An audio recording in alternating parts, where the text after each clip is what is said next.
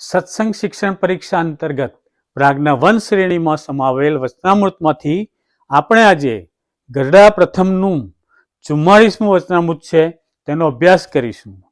આમ તો આ વચનામૃતના વિભાગમાં 25 માર્ક્સ હોય છે. તેમાં કુલ 5 પ્રશ્ન પૂછવામાં આવે છે.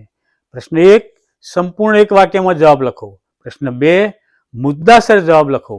પ્રશ્ન 3, દ્રષ્ટાંત લખી તેનો સિદ્ધાંત સ્પષ્ટ કરો. પ્રશ્ન 4, અભ્યાસના વચનામૃતના સંદર્ભનું પ્રમાણ આપી સમજાવો. પ્રશ્ન 5, અવતરણોની પૂર્તિ કરો.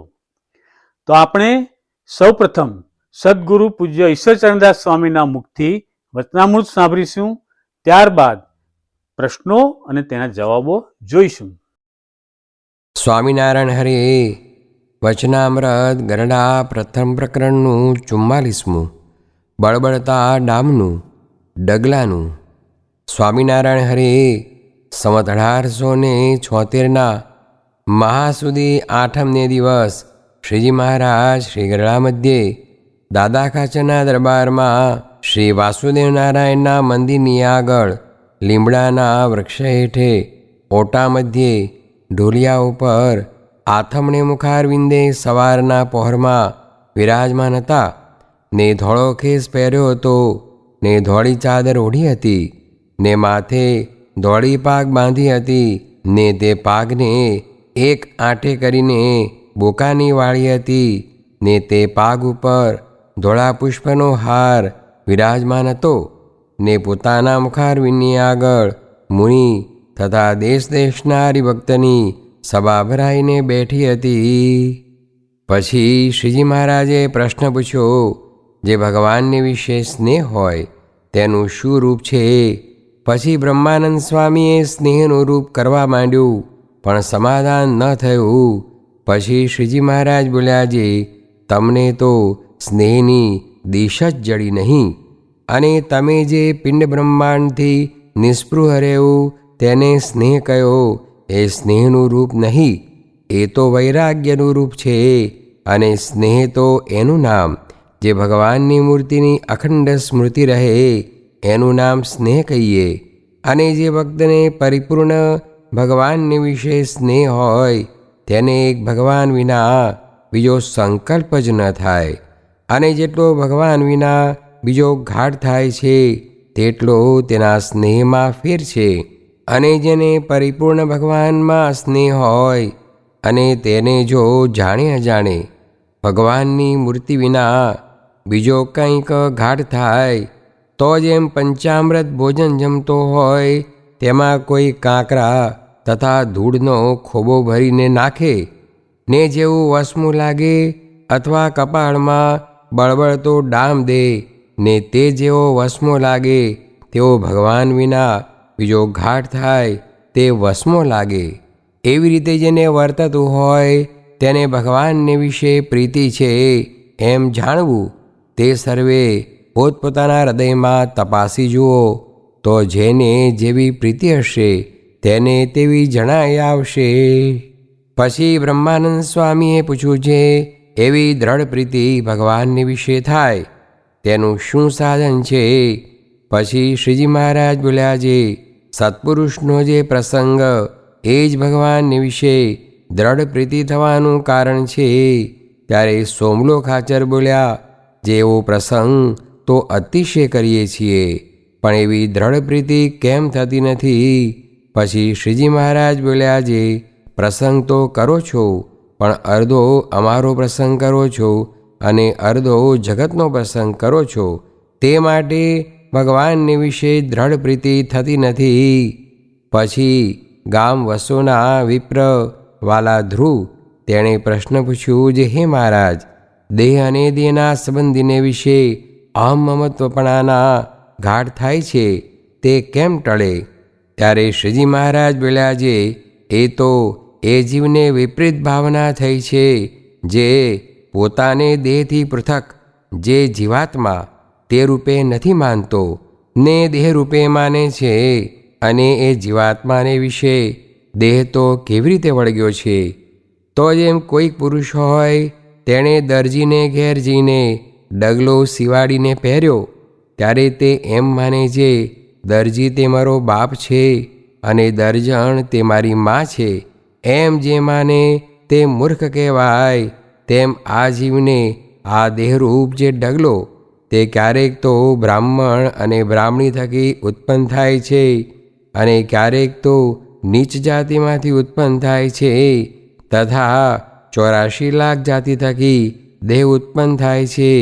તે દેહને વિશે પોતાપણું માને અને તે દેહના મા બાપને પોતાના મા બાપ માને તે મૂર્ખ કહેવાય. અને તેને પશુ જેવો જાણવો અને 84 લાખ જાતમાં જે પોતાની મા બોન દીકરીઓ અને સ્ત્રીઓ છે તે પતિવ્રતાનો ધર્મ એકે પાળતી નથી. માટે જે એવા સગપણને સાચું માને છે તેને અહમમત્વના ઘાટ કેમ ટળશે? અને આવી રીતની સમજણ વિના જન્મભૂમિની જે દેશવાસના તે ટળવી ઘણી કઠણ છે. અને જ્યાં સુધી દેહને પોતાનું રૂપ માને છે ત્યાં સુધી એની સર્વે સમજણ વૃથા છે. અને જ્યાં સુધી વર્ણનું કે આશ્રમનું માન લઈને ફરે છે ત્યાં સુધી એને વિશે સાધુપણું આવતું નથી.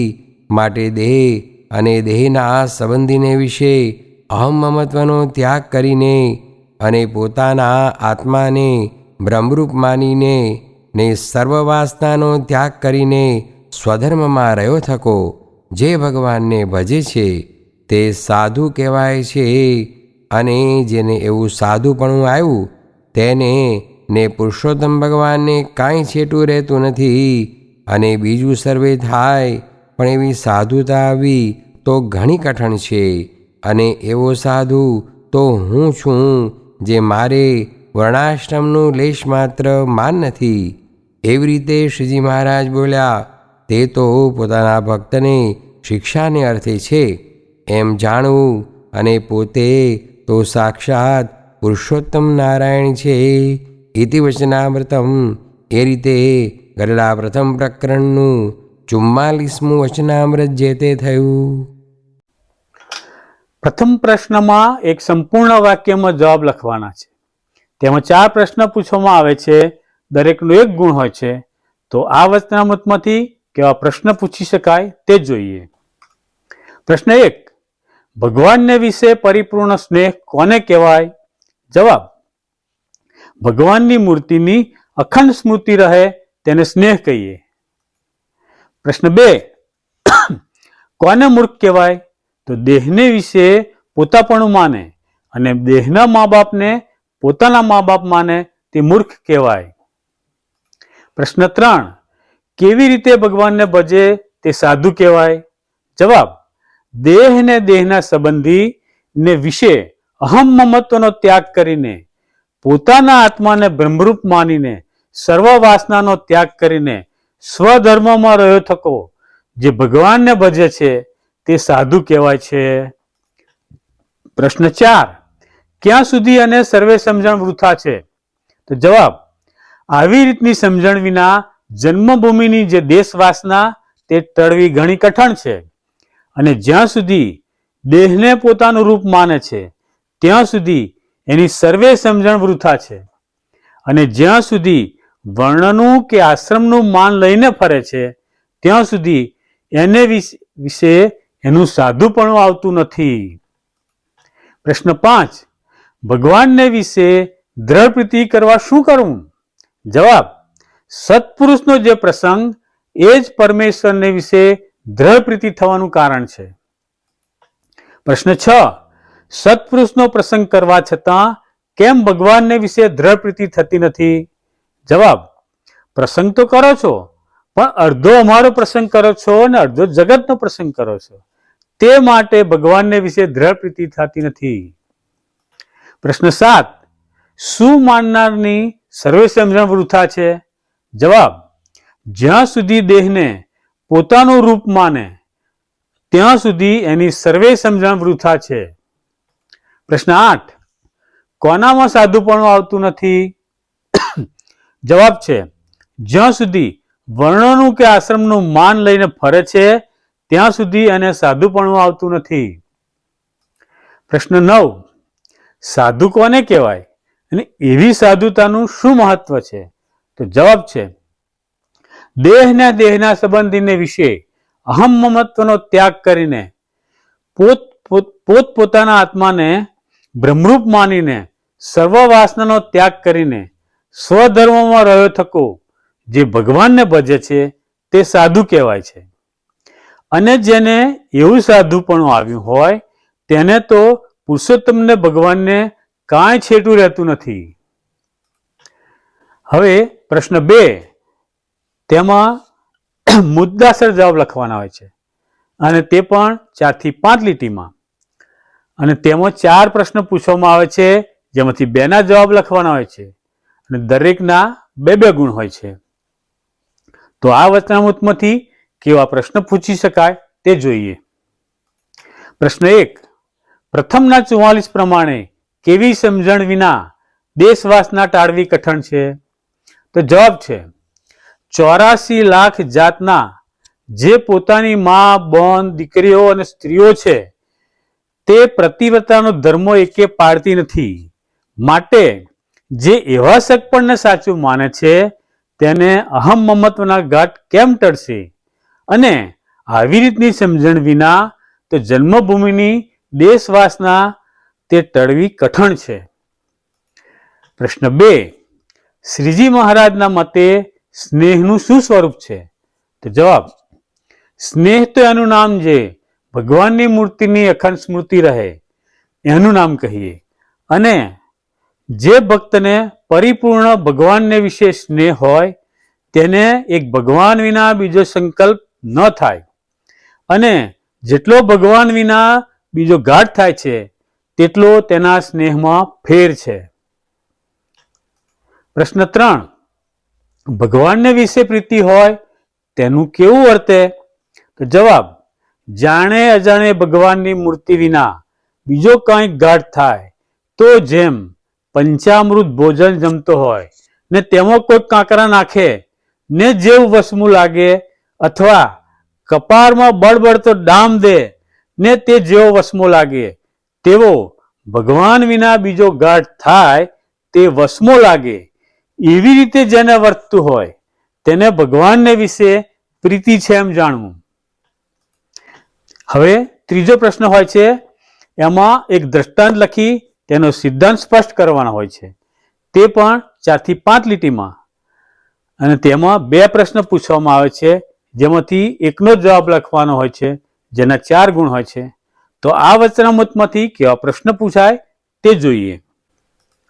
પ્રશ્ન 1, અખંડ સ્મૃતિ અને બળબડતો ડામ. જવાબ જે ભક્તને પરિપૂર્ણ ભગવાનને વિશે સ્નેહ હોય તેને એક ભગવાન વિના બીજો સંકલ્પ જ ન થાય, અને જેટલો ભગવાન વિના બીજો ઘાટ થાય છે તેટલો તેના સ્નેહમાં ફેર છે. જેને પરિપૂર્ણ ભગવાનમાં સ્નેહ હોય ને તેને જાણે અજાણે ભગવાનની મૂર્તિ વિના બીજો કંઈક ઘાટ થાય તો જેમ પંચામૃત ભોજન જમતો હોય તેમાં કોઈ કાંકરા નાખે ને જેવું વસમું લાગે, અથવા કપાળમાં બળબડતો દામ દે ને તેને જેટલો વસમો લાગે તેવો ભગવાન વિના બીજો ઘાટ થાય તે વસમો લાગે. એવી રીતે જેને વર્તતું હોય તેને ભગવાનને વિશે પ્રીતિ છે એમ જાણવું. સિદ્ધાંત જોઈએ. ભગવાન અને ભગવાનના ધારક એવા સંતમાં જે સ્નેહ હોય તે કેવી રીતે ઓળખાય? તો તેને અજાણતા પણ ભગવાન વિના બીજો ઘાટ ન થાય, અને થાય તો કપાળમાં દામ દીધા જેવું વસમું લાગે, તેનાથી ભગવાન પરનો સ્નેહ ઓળખાય છે. 2, ડગલાનું દ્રષ્ટાંત અથવા દરજીનો ડગલો. જવાબ જેમ કોઈ પુરુષ હોય તેને દરજીને ઘેર જઈને ડગલો સીવડાવીને પહેર્યો ત્યારે તે એમ માને જે દરજી તે મારો બાપ છે ને દર્જન તે મારી માં છે, એમ જે માને તે મૂર્ખ કહેવાય.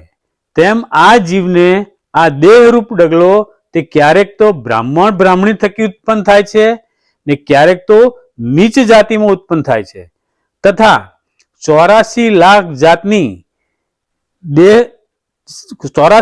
જાતની થકી દેહ ઉત્પન્ન થયા છે. તે દેહને વિશે પોતાપણું માને અને દેહના મા બાપ ને પોતાના મા બાપ માને તે મૂર્ખ કહેવાય ને તેને પશુ જાણવો. અને 84 લાખ જાતમાં જે પોતાની મા, બહેન, દીકરીઓ અને સ્ત્રીઓ છે તે પતિવ્રતાનો એકે ધર્મ પાળતી નથી. માટે જે સગપણને સાચું માને છે તેને અહમ મમત્વના ગાંઠ કેમ ટળશે? અને આવી રીતની સમજણ વિના જન્મભૂમિની કે દેશવાસના તે ટળવી ઘણી કઠણ છે. અને જ્યાં સુધી દેહને પોતાનું રૂપ માને છે ત્યાં સુધી એની સમજણ વૃથા છે. સિદ્ધાંત જોઈએ. પોતાને દેહથી પૃથક જીવાત્મા તે રૂપે માનવું, દેહને દેહના સંબંધીને વિશે અહમ મમત્વનો ત્યાગ કરીને ને પોતાના આત્માને બ્રહ્મરૂપ માનીને સર્વ વાસનાનો ત્યાગ કરીને ભગવાનનું ભજન કરવું. હવે ચોથા પ્રશ્નમાં અભ્યાસક્રમના વચનામૃતના સંદર્ભનું પ્રમાણ આપી સમજાવવાનું હોય છે. તે પણ 3 થી 4 લીટીમાં હોય. તેમાં 4 પ્રશ્ન પૂછવામાં આવે છે, જેમાંથી 2 ના જવાબ લખવાના હોય છે, જેના 4 ગુણ હોય છે. તો આ વચનામૃતમાંથી કેવા પ્રશ્ન પૂછી શકાય તે જોઈએ. પ્રશ્ન 1. ગુણાતીતાનંદ સ્વામી કહેતા, એક ક્ષણ મહારાજની મૂર્તિ ભૂલાય તો તાળવું ફાટી જાય એવું દુઃખ થાય. તો જવાબ જોઈએ. સંદર્ભ. જેને પરિપૂર્ણ ભગવાનમાં સ્નેહ હોય ને તેને જાણે અજાણે ભગવાનની મૂર્તિ વિના બીજો કંઈ ગાઢ થાય તો જેમ પંચામૃત ભોજન જમતો હોય તેમાં કોઈ કાંકરા નાખે ને જેવું વસમું લાગે, અથવા કપારમાં બળબડતો દામ દે ને જેવો વસમો લાગે તેવો ભગવાન વિના બીજો ગાઢ થાય તે વસમો લાગે. સમજૂતી જોઈએ. ગુણાતીતાનંદ સ્વામીને મહારાજને વિશે સ્નેહ છે તો મહારાજની મૂર્તિ ભૂલાય તો તાળવું ફાટી જાય એવું દુઃખ થાય છે. જેને દુઃખ થતું હોય તે જ આમ બોલી શકે. પ્રશ્ન 2. દેહાભિમાનને યોગે પવિત્રાનંદ સ્વામીને સંકલ્પનો મનવાળ આવ્યો. સંદર્ભ. જ્યાં સુધી દેહને પોતાનું રૂપ માને છે ત્યાં સુધી એની સર્વે સમજણ વૃથા છે. અને જ્યાં સુધી વર્ણનું કે આશ્રમનું માન લઈને ફરે છે ત્યાં સુધી એને વિશે સાધુપણું આવતું નથી. સમજૂતી. પવિત્રાનંદ સ્વામીને મહારાજને વિશે પ્રીતિ તો હતી, પણ આત્મનિષ્ઠા ન હોવાથી જ્યારે અપમાન થયું ત્યારે સંકલ્પનો મનવાળ આવી ગયો. પ્રશ્ન 3. જળ ક્રીડા કરતી વખતે મહારાજે ગમ્મત કરતા અલૈયા ખાચર મહારાજને છોડીને જતા રહ્યા. સંદર્ભ જોઈએ. જ્યાં સુધી દેહને પોતાનું રૂપ માને છે ત્યાં સુધી એની સર્વે સમજણ વૃથા છે. અને જ્યાં સુધી વર્ણનું કે આશ્રમનું માન લઈને ફરે છે ત્યાં સુધી એને વિશે સાધુપણું આવતું નથી. સમજૂતી જોઈએ. અલૈયા ખાચર બ્રહ્મચર્ય વ્રતધારી હતા, પણ પોતાનામાં માન હતું તો મહારાજની ગમ્મત સમજી ન શક્યા અને મહારાજને છોડીને જતા રહ્યા. ભગવાન અને સંતને આગળ કોઈ માન ન રાખવું. પ્રશ્ન 4. ભગતજીએ ગુણાતીતાનંદ સ્વામીનો દ્રઢ પ્રસંગ કર્યો તો શ્રી હરિએ દર્શન આપ્યા. સંદર્ભ. સત્પુરુષનો જે પ્રસંગ એ જ પરમેશ્વરને વિશે દ્રઢ પ્રીતિ થવાનું કારણ છે. સમજૂતી.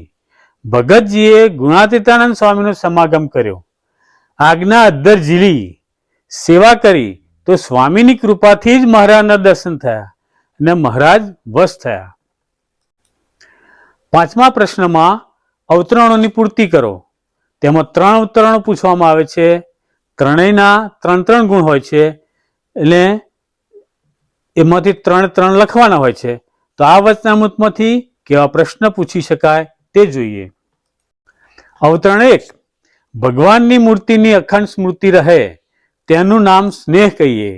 અને જે ભક્તને પરિપૂર્ણ ભગવાનને વિશે સ્નેહ હોય તેને એક ભગવાન વિના બીજો સંકલ્પ જ ન થાય, અને જેટલો ભગવાન વિના બીજો ગાઢ થાય છે તેટલો તેના સ્નેહમાં ફેર છે. અવતરણ 2. માટે દેહ ને દેહના સંબંધીને વિશે અહમ મમત્વનો ત્યાગ કરીને પોતાના આત્માને બ્રહ્મરૂપ માનીને સર્વે વાસનાનો ત્યાગ કરીને સ્વધર્મમાં રહ્યો થકો જે ભગવાનને ભજે છે તે સાધુ કહેવાય છે. અવતરણ 3. અને જેને એવું સાધુપણું આવ્યું તેને ને પુરુષોત્તમ ભગવાનને કાંઈ છેટું રહેતું નથી. અને બીજું સર્વે થાય પણ એવી સાધુતા આવવી તો ઘણી કઠણ છે. અને એવો સાધુ તો હું છું જે મારે વર્ણાશ્રમનું લેશ માત્ર માન નથી. મારા વહાલા મિત્રો, આપને આ વિડીયો આધ્યાત્મિક માર્ગમાં તેમજ સત્સંગ શિક્ષણ પરીક્ષા આપવા માટે સહાયભૂત થાય એવો અહેસાસ થયો હોય તો આપના મિત્ર મંડળમાં તથા સત્સંગ મંડળમાં શેર કરી લાઈક કરશો. તેમજ આપણી આ ચેનલ દાસનો દાસ તેને સબસ્ક્રાઈબ કરશો. વિનોદભાઈના જય સ્વામિનારાયણ. રાજી રહેશો.